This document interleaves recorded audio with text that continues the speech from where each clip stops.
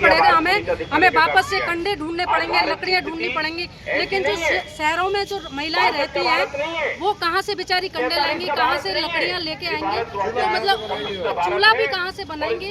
चूल्हा का तो फिर भी हम व्यवस्था कर सकते हैं कि ईंट से और उसको सीमेंट बना के, लेकिन उसके लिए लकड़ियाँ कंडे हम कहाँ से लेके आएंगे? क्यों हो रही है ये समस्या? ये समस्या इसलिए हो रही है क्योंकि जो दो नेताओं का उत्पात है वो हमारे घरों तक पहुँच चुका है। कौन कौन से? अब वो नेताएं, आपको पता है कि जो ईरान के खिलाफ युद्ध लड़ रहे हैं, आपको पता है ट्रम्प है और इजराइल है, दोनों नेताओं का जो उत्पात है हमारे घरों तक पहुंच चुका है। तो आज मोदी जी कम्प्रोमाइज हो चुके हैं, वो ट्रम्प के आगे झुक चुके हैं, जो ट्रम्प कहेगा वही मोदी जी।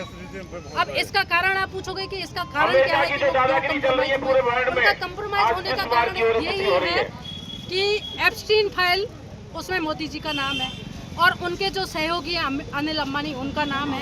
इसी तरीके से उनके जो मंत्री जी हैं हरदीप पुरी, उनका नाम है। अगर उन पर कार्रवाई होती है तो मोदी जी की, अगर उनको पकड़ा जाएगा या उन पर कोई भी कार्रवाई होगी तो मोदी जी की पोल खुलेगी। अब मोदी जी अपने आप की अपनी छवि बचाने के लिए, अपने आप को शुद्ध करने के लिए वो अमेरिका के सामने झुक गए और जो अमेरिका कह रहा है वही वो कर रहे हैं। एक तरह से कठपुतली वो अमेरिका की बन चुके हैं। लेकिन सरकार तो कह रही है कि कोई किल्लत नहीं है।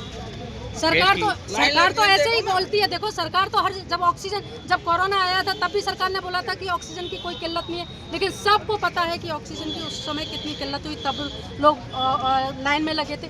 इसी तरीके से जब नोटबंदी हुई थी तब लोग लाइन में लगे थे और आज सिलेंडर के लिए अभी लाइन आप जाके देख सकते हैं, आप लाइव चला सकते हैं, रोड पे लाइन लगी हुई है सिलेंडर के लिए।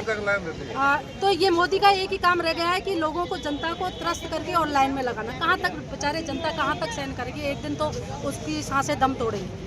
धन्यवाद।